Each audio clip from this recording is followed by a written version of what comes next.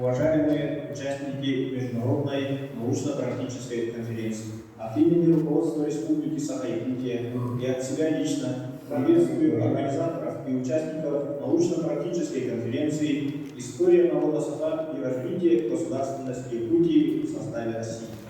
Символично, что научно-практическая конференция проходит исторический для современной истории Якутии День государственности. 27 сентября на малой родине первого президента Республики Саха-Якутия Михаила Ефимовича Николаева.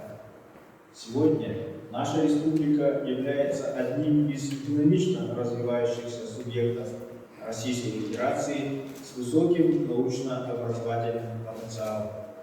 К знаменательному юбилею столетия образования Якутской АССР приурочено составление и издание трехтомника «История Якутии».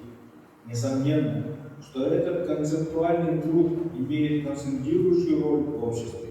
Вместе с тем, актуальное осмысление истории народа и государственности с учетом новых концепций, методов исследований, будущее невозможно без опоры на объективное историческое прошлое.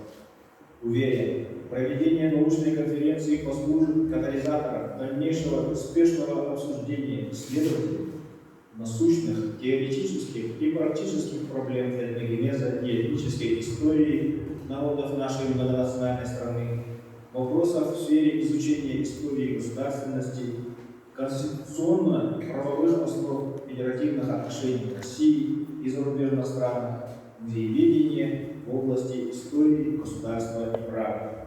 Желаю всем участникам конференции плодотворной и конструктивной работы, успехов во всех начинаниях и новых достижениях. Глава Республики Саха-Якутия Арсен Сергеевич Николаев.